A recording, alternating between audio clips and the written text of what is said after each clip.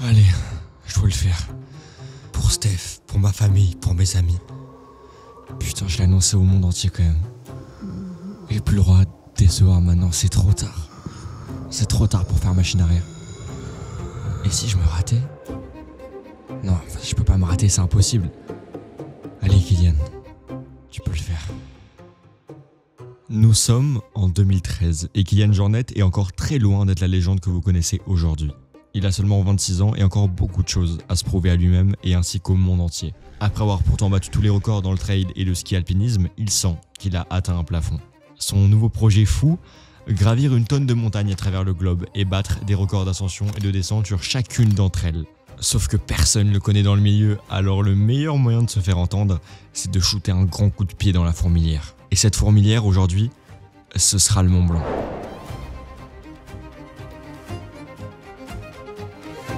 Le record d'ascension sur le Mont Blanc tient coûte que coûte depuis 23 ans déjà. Le but de Jornet, faire baisser le chrono au maximum. En commençant ce projet appelé Summit of My Life, il veut dire au monde entier: regardez-moi bien, je vais venir sur chacune de vos montagnes et je vais éclater vos anciens records poussiéreux. Ça fait très arrogant, mais Jornet peut se le permettre. Après avoir passé toute son enfance dans les montagnes à faire des 3000 mètres à seulement 3 ans et des 4000 mètres à 5 ans, puis à 17 et 18 ans, il devient champion du monde de ski alpinisme. Il atteint son premier plafond et passe directement au trail sans perdre de temps. Il va vite, très vite, tellement vite qu'il gagne l'UTMB dès sa première participation et devient le plus jeune vainqueur de l'histoire de la course. Après ça, il embrayera sur des dizaines de victoires sur des tonnes de courses à travers le globe. Sauf que, bam, deuxième plafond et nous arrivons donc en 2012, un an avant le lancement de Summit of My Life. Un an avant d'aller repousser ses limites à leur maximum. Sauf que alors qu'il s'entraînait sur le Mont Blanc avec son mentor Stéphane Brosse pour préparer ce fameux projet, celui-ci va tomber dans le vide quand une corniche va céder sous ses pieds. La chute fera 600 mètres et ça coûtera la vie à Stéphane. Kylian est dévasté par cette perte. L'homme avec qui il était censé faire ce projet est mort pendant les préparations. Alors, il va décider d'annuler toutes les dernières courses de trail qu'il avait encore de prévues pour passer du temps avec les proches de son mentor. Un an va s'écouler. Et Kylian a pu reprendre du poil de la bête. Oui, il a toujours bien le décès de son cher ami en tête, évidemment. Mais le choc a eu le temps de passer un peu. Il se doit de réaliser ce pourquoi il était venu un an plus tôt. Nous sommes donc en 2013, un an après l'accident. Dans quelques jours, Jornet tentera d'établir un nouveau record sur le plus haut sommet d'Europe occidentale. Il le sait. S'il réussit, il y aura un avant et un après cette tentative. Alors, il va tout donner pour y arriver. Il veut s'offrir les moyens de ses ambitions. Sauf que le problème, c'est que la barre est déjà bien basse. En effet, le record sur le Mont Blanc se trouve déjà à 5 heures, 10 minutes et 44 secondes. Et ça fait plus de 23 ans que personne n'a réussi à faire plus rapide. Pourtant, ce n'est pas vraiment faute d'avoir essayé. C'est pour ça que l'arrogance de Kylian ne va pas du tout plaire aux habitués. Il se retrouvera même à devoir se justifier sur France 3. C'est sûr qu'on était léger en tenue. Et je pense que ce n'est pas un bon exemple. Il faut que tout le monde soit capable de savoir quelles sont ses capacités physiques, ses capacités techniques pour affronter différentes ascensions. Mais bon, j'avais déjà fait cet itinéraire autrefois comme ça.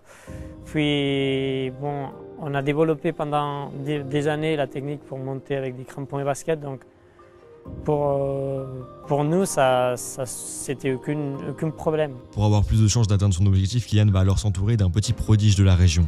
C'est décidé, ils tenteront le record à deux. Celui-ci s'appelle Matteo Jacquemou, un pur produit des Alpes. Depuis tout petit, comme Jornet, il grimpe à toute allure, son stade étant les montagnes. Le Mont Blanc, il le connaît comme sa poche, et à côté, c'est aussi un champion de ski alpinisme, ayant déjà atteint de très bonnes positions dans certaines courses. Bref, tout est planifié, on a repassé chaque section au crible, chaque petit détail qui peut nous permettre de faire gagner du temps est bon à prendre. Nous sommes la veille du départ.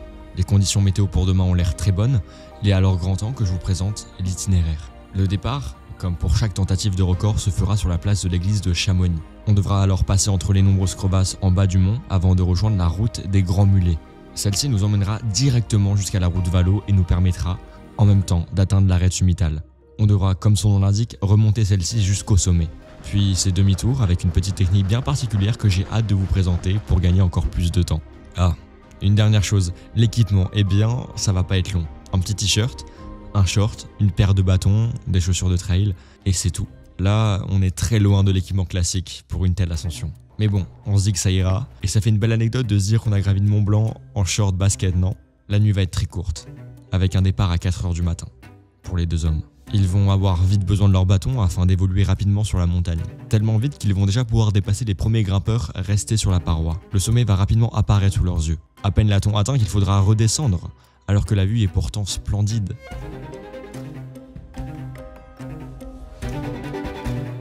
Ce qui est splendide aussi, c'est la méthode que les deux jeunes casse-cou ont trouvée pour prendre encore plus de vitesse sur les pentes. Se transformer littéralement en homme ski. Quand on sait tous les efforts qu'ils ont dû faire pour arriver à ce moment-là, ça fait vraiment plaisir de les voir s'éclater comme ça sur la descente. C'est ça qui compte le plus. Les anciens de la montagne devraient être contents de voir deux jeunes hommes comme ça tenter de battre le record, dans la joie et la bonne humeur. C'est ça la mentalité qu'on a envie de voir sur les pentes, c'est cette mentalité qui fait évoluer les choses. Et après l'épisode toboggan, il faudra maintenant zigzaguer entre les crevasses. On est en avant sur le record, ça paraît trop beau pour être vrai, sauf que Matteo s'est blessé. Alors même si c'est déchirant pour Kylian, s'il veut espérer réussir à battre le record, il va devoir finir tout seul. C'est dur parce qu'ils s'étaient tous les deux entraînés ensemble, avaient consacré beaucoup de temps pour ce projet, mais c'est comme ça. La vie peut être injuste et il ne faut pas se laisser abattre, mais continuer et avancer coûte que coûte. C'est exactement ce que Jornet va faire. Il doit réussir. Pour Steph, maintenant pour Matteo. Pas pour prouver à tous ceux qui l'ont dit que c'était impossible, non. Pour les gens qui comptent pour lui, pour sa famille, son équipe et surtout pour lui-même.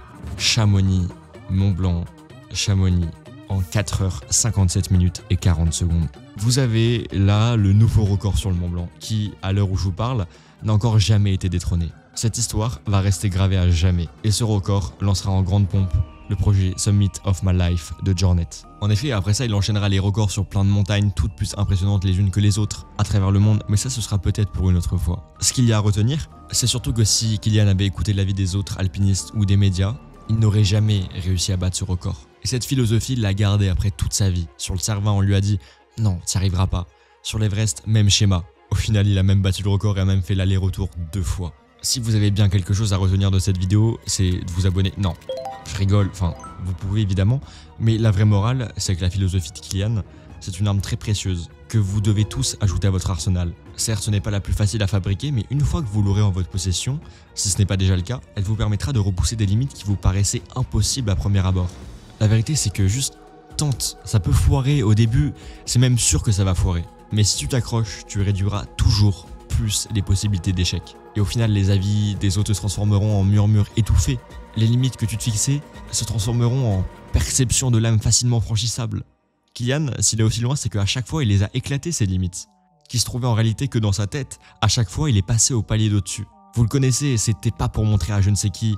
Pour lui, c'était juste pour rire, pour s'amuser. Parce que c'est ça, vivre. C'est ça, vivre.